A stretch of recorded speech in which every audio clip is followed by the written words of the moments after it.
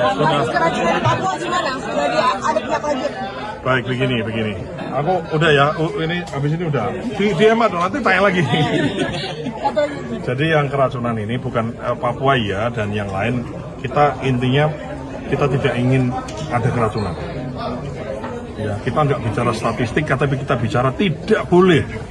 Keracunan itu tidak boleh. Nah, kami lagi berusaha bagaimana caranya memastikan tidak ada keracunan. Artinya SOP mesti dijalankan. Ya, nah, ini kami cek kemarin di Papua berdasarkan sistem yang kita punya dan pengakuan setelah kronologisnya ditanya itu adalah sama, yaitu mereka memulai masaknya itu kecepatan. Jam 7 malam di hari sebelumnya sudah mulai masak. Sehingga diberikan di jam 11 dan ada beberapa juga yang keracunan saya lihat itu ada. Ini kita ngomongin yang Papua ya. Jadi masaknya kecepatan, kemudian sudah dibawa itu dalam kondisi rusak. Dan beberapa laporan yang kami terima masih kami validasi lagi adalah ada anak yang membawa pulang MBG-nya. Jadi dia harusnya kan disantap misalnya jam 11 itu harus dimakan, dia dibawa pulang dimakan jam 3 jam 4 jadi sudah rusak. Yang kena racun, maksudnya yang kemudian keracunan bukan hanya anaknya tapi juga bapak ibunya atau saudaranya yang ikut makan itu ada. Nah, ini tentu saja menjadi catatan, intinya tidak boleh ada.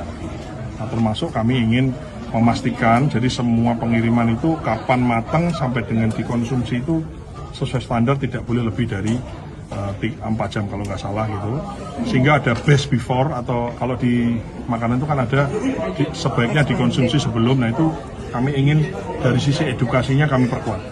Bagaimana guru yang mengajar di kelas itu kan juga mendapatkan MBG, tidak direpotkan karena di sekolah sudah ada PIC sekolah, tapi guru itu kemudian ikut makan bareng dengan siswanya untuk satu fungsi edukasi. Tata rekamannya, cuci tangannya, ngantrinya, kemudian nyusun omprengnya itu kan bagus, berdoa, kemudian bilang alhamdulillah dan lain-lain. Dan yang kedua memberikan edukasi gizi-gizinya begini ini penting dan lain-lain. Selain itu juga memberikan edukasi barang ini jangan kamu bawa pulang. Atau maksud saya ini penting untuk tidak dibawa pulang. Jangan sampai ini kan namanya MBG ini kan nggak ada pengawetnya, jadi udah pasti cepat. Kalau memang nggak sesuai, apalagi daerahnya panas, ini ada suhu dan lain-lain, itu kan memicu ada perkembangbiakan bakteri. Nah, itu yang kami ingin perkuatan di sisi edukasi juga. Kami sudah bicara dengan Pak Menteri Didasmen, ini menjadi materi penting bagi di semua sekolah, penting sekali. Sudah ada penegur, kepala SPPG-nya sudah ditegur yang di Papua. Sudah kita copot. Sudah dicopot? Sudah dicopot. Terima kasih ya Pak.